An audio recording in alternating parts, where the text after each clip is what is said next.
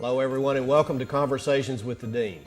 I'm Turney Stevens, Dean of the College of Business at Lipscomb University, and my guest today is CRAVEN CROWELL, who's the former chairman of the Tennessee Valley Authority. Right. What does the chairman of the Tennessee Valley Authority do, CRAVEN? He does a lot of things, Dean. But let me say this: I was back on campus today, and it is remarkable what the changes that you and the other leadership at Lipscomb have done here. When I was a student here, it looked nothing like it does now, and it's really marvelous. I think. We are delighted to have you as an alum, and in fact, you were named the Alumnus of the Year, I think, in 1985, maybe something like that. Yeah, I was in pretty heavy company, I must say. Sometimes I wonder how I got on the list, but it was quite an honor. I really appreciated that. CRAVEN, I'd like to talk a minute about the Tennessee Valley Authority, and we all get our electricity, at least those of us who live in the Tennessee Valley get our electricity from the Tennessee Valley. History of it is important, but before we get into that, let's talk about probably the thing that's on everybody's mind these days, which is the future of power generation, and in that regard, we hear a lot about the issues relative to nuclear power. Right. What is the current status of the nuclear program at TVA? How many generators are operating, and are there any under construction? Right. Well, there are 6 operating units right now, and TVA is in the process of building a second unit at Watts Bar, so they'll have a total of 7 units. That unit it's as anybody who's built nuclear plants knows, it's very tough to predict the cost of a nuclear plant. So that plant itself is behind schedule and over budget, but that's what everybody has experienced. There are 4 other units in the country under construction right now, and they're both facing the same issues. There's issues of budget and issues of cost. 2 of those are in Georgia and 2 in South Carolina.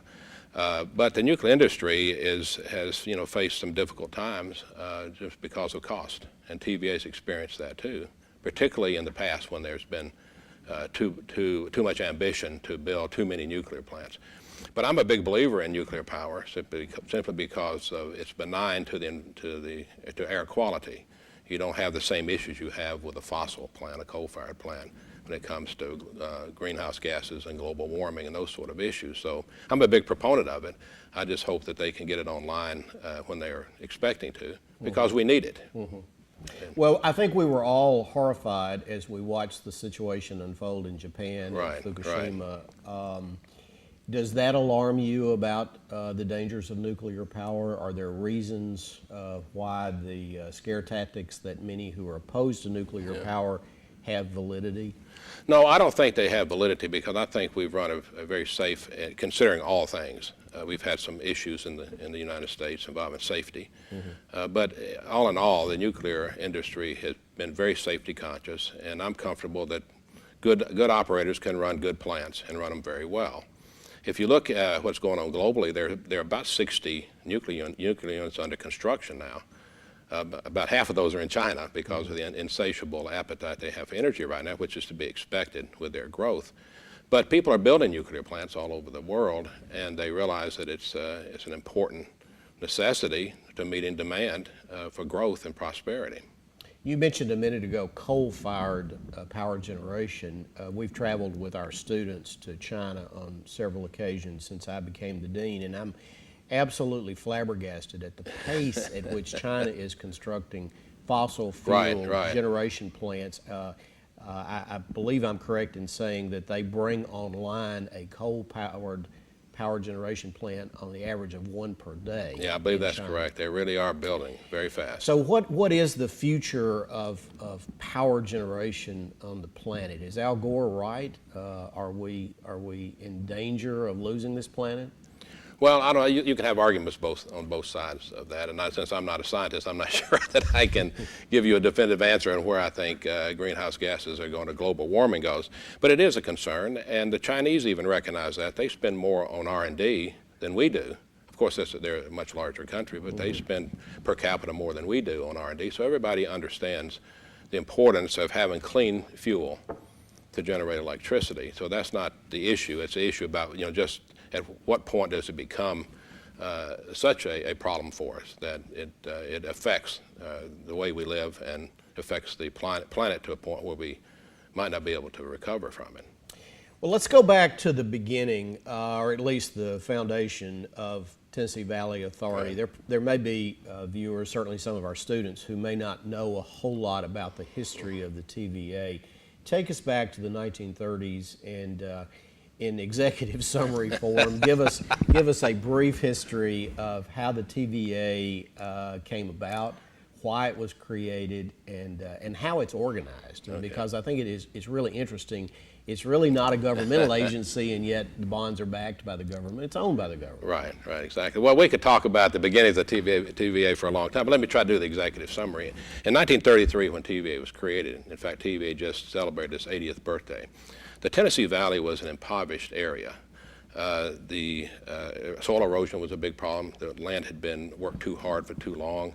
Navigation on the Tennessee River was impractical in many places. Flooding was a real issue on an annual basis. In fact, malaria was a big problem in the Tennessee Valley in 1933. We never think about that now because it's not. We think about that as occurring in some third world country, but not here.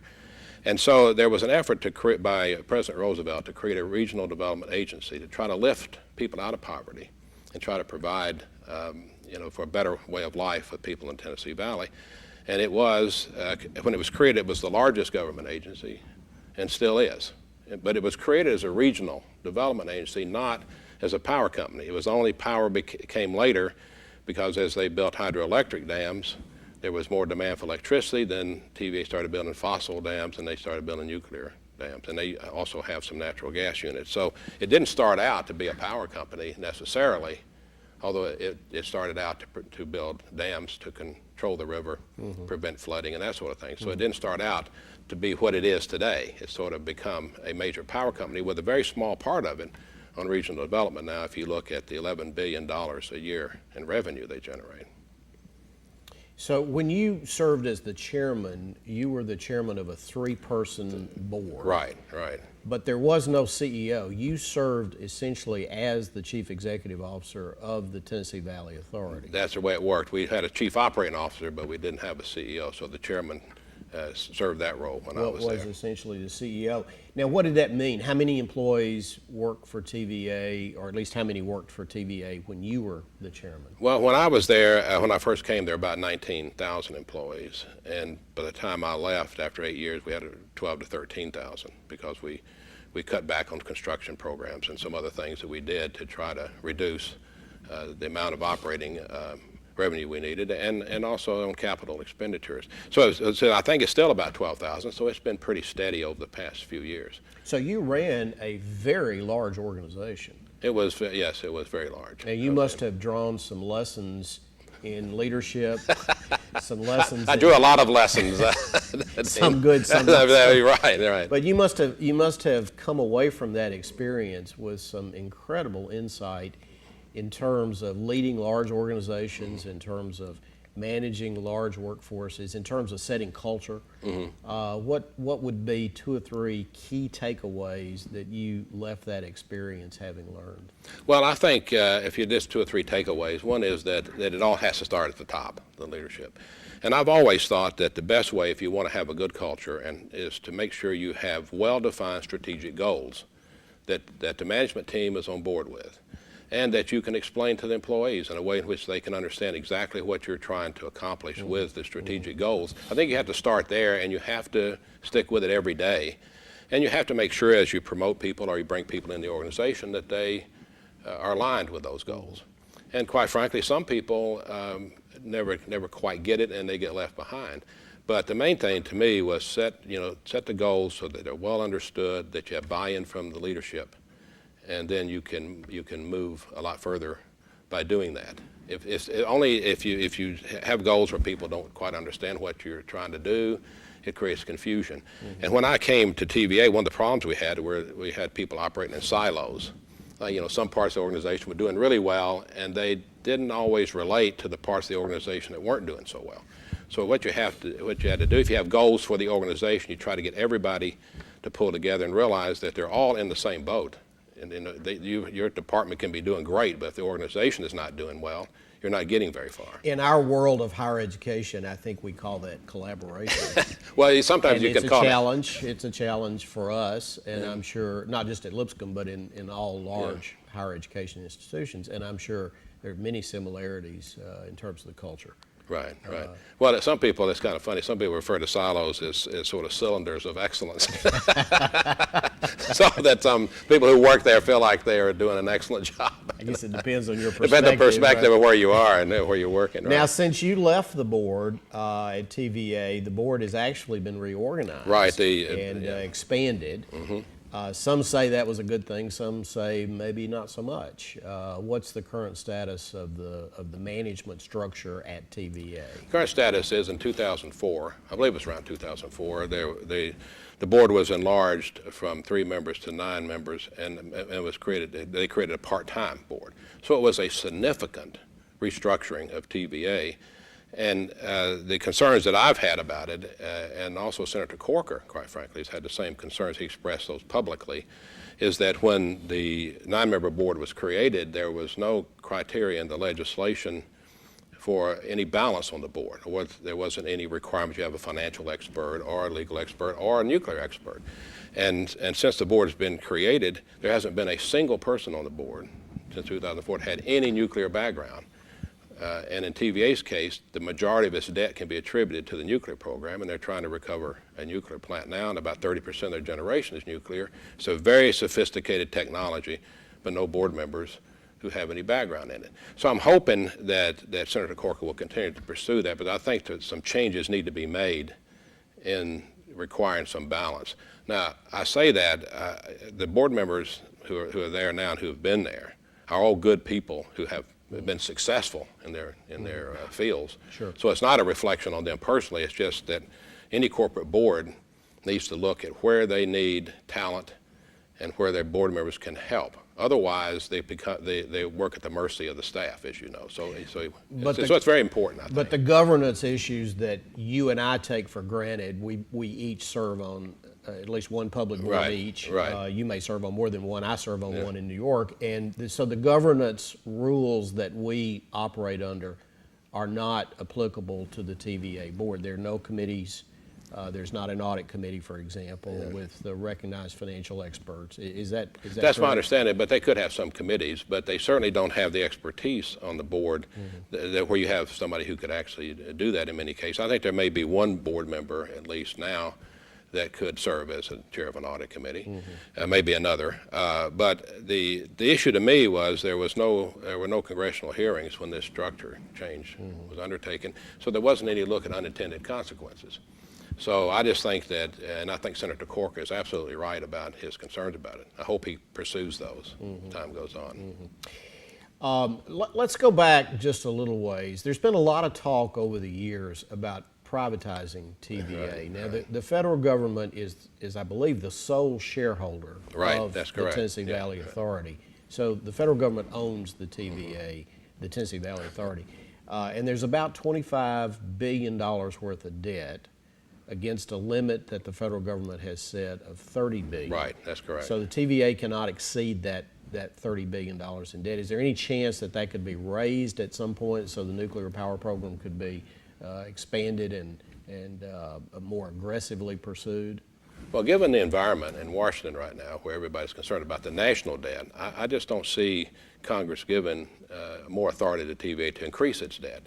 Now, I do think, though, there may be some schemes out there where they could raise additional capital by working in partnership with their customers, or lease and buyback provisions, or something. There may be something that they could do where they could raise additional capital above the $30 billion. But I just don't see, in the current environment, them being able to get additional borrowing authority. But there may be some way they can raise capital. So if the Tennessee Valley Authority was privatized, that would remove any borrowing limits, and only market forces would constrain the amount of debt that the Tennessee Valley Authority might be able to carry at that point. Right, but I'm not sure that privatization is going to happen anytime soon, as long as TVA remains competitive. They're competitive now, and as long as they remain competitive, I think they'll continue to operate as a government agency going forward. So The privatization issue comes up every now and then, and seems to go away just about as fast as it comes up. But if TVA does become uncompetitive in the future, I think it could be really difficult for them to sustain themselves as a government agency.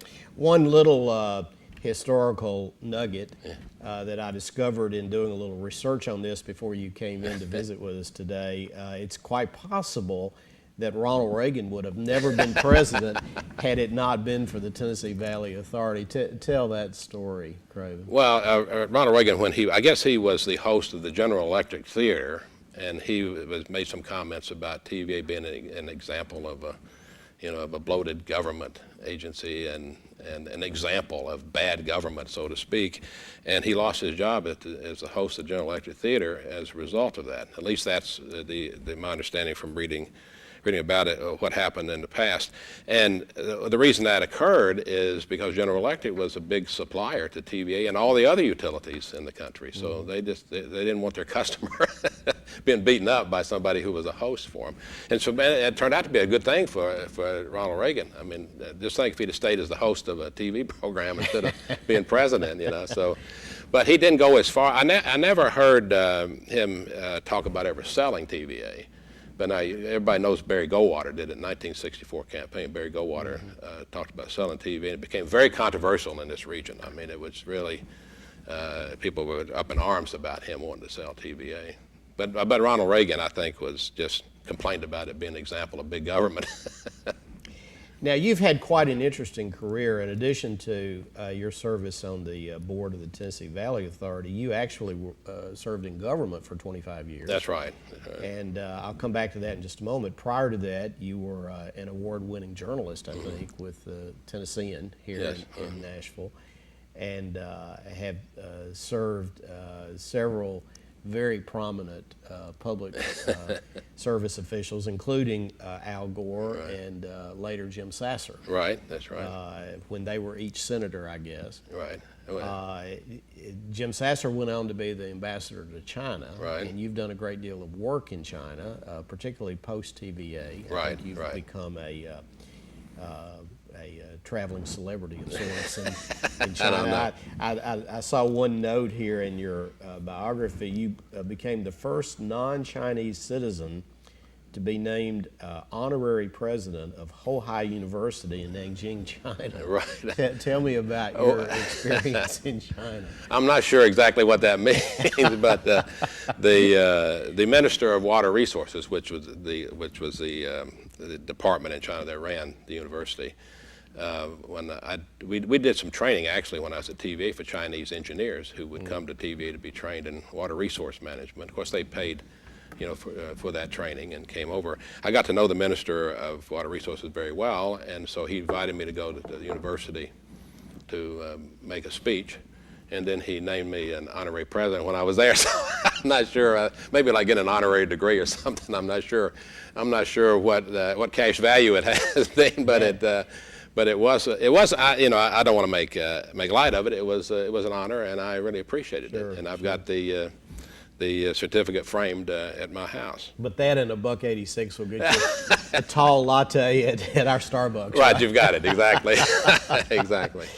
So tell me about your observations of China. We talk a lot about China as the most important economic force in the world. They're currently experiencing a bit of a slowdown in their growth, right. But the future is clearly in their court.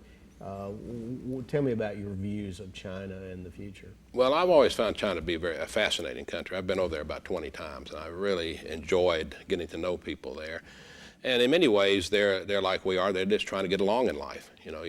Individual citizens are. And I think the government has done a pretty good job of helping create a middle class, which I think is good for stability of the country. Mm-hmm. But there's still all these millions of people who have nothing in China. And there's periodic unrest, as we can see from news reports and that sort of thing. So I think the challenge for the government is how to manage that process and not get into a situation where it just gets out of control. But I think the middle class is fairly happy with the way things are going. They're making money, and they're living more like we do in the West. And there are more cars being purchased, more homes and that sort of thing. So the middle class is probably not necessarily that happy with the system of government, but they don't want anything really bad to happen to it either at this point, because they're doing well. But all these millions of people who are in the countryside, who are just, who are just in poverty basically, that's going to be the challenge, how to keep those people on board. When we've traveled in particularly the large cities in China, pollution is an enormous problem, almost beyond comprehension by our standards here. We really take our clean air and clean water for granted until you go to China and you see the effect of much less stringent controls on that. Do you think they can continue their industrial growth and not get totally out of control from a pollution standpoint? I don't see how they stop that. I think they're going to have to continue to do it if they're going to continue to create the middle class and continue to have growth in their economy. I do know that they spend more on R&D than we do. Of course, there's a larger country, more people, their per capita spending is greater. But the issue is, I don't think the leadership knows exactly what to do about it, because if they pull back on it too much, it affects economic growth and then creates stability in the government. So the economic growth is what keeps things stable, quite frankly. So I don't know where it all ends, to be honest with you. I think that they know the issue. They're concerned about the pollution, obviously, but I don't think they have a clear path forward on what to do about it. In the 4 or 5 trips we've made with our students, we've noticed a significant increase in the pollution levels in cities like Beijing and Shanghai. And today it's possible to go for a week and never see the sun. Right, exactly. And what they describe as haze, you and I know is really pollution. Yeah, right, it's smog. But they're the largest automobile market in the world now. Right, that's right. So I'm not sure where that ends either. But I wish I knew, but I just don't know. It's a major issue. Now tell me what you do today. You're a partner with a major worldwide consulting business. Tell me about that. Well, I actually was, when I retired from TVA, from government service, I was a partner at Oliver Wyman, which is a management consulting company. It's owned by Marsh McLennan, the Marsh McLennan Company, the big insurance company. We had offices in 16 countries. But I started winding that down a couple of years ago and started looking at serving on boards as a way to stay involved and to stay busy. And I now chair a board in Texas, the ERCOT board, which runs the power grid for the state of Texas. Some 23 million Texans are involved in the grid and the power operation system out there. So I go out there pretty often. I enjoy that very much. It keeps me kind of busy. And I just recently went on the board of the Nashville area ETF, which actually, by the way, goes, you can buy stock in 2 days, I think. It's going to be listed on the stock exchange. So I've sort of looked at board service as a way to stay involved, and I do a little consulting work, but it's not with Oliver Wyman any longer. It's the consulting work that I'm interested in doing myself. Now, what is an ETF? I know, but in case we have viewers who don't know what an ETF Okay, is. it's an exchange traded fund, as you know, and it's really a basket of securities that are traded on an exchange. In this case, it's a New York Stock Exchange, and it's an identifiable number of securities. It's somewhat like a mutual fund, but not exactly. A mutual fund could be any funds that the managers think meets their goals. In this case, in the Nashville ETF, it's going to be 24 companies located in the Nashville region that have $100 million capitalization. And they'll be included in the fund. So when you buy into the ETF, you're buying into the 24 companies who are all in the basket.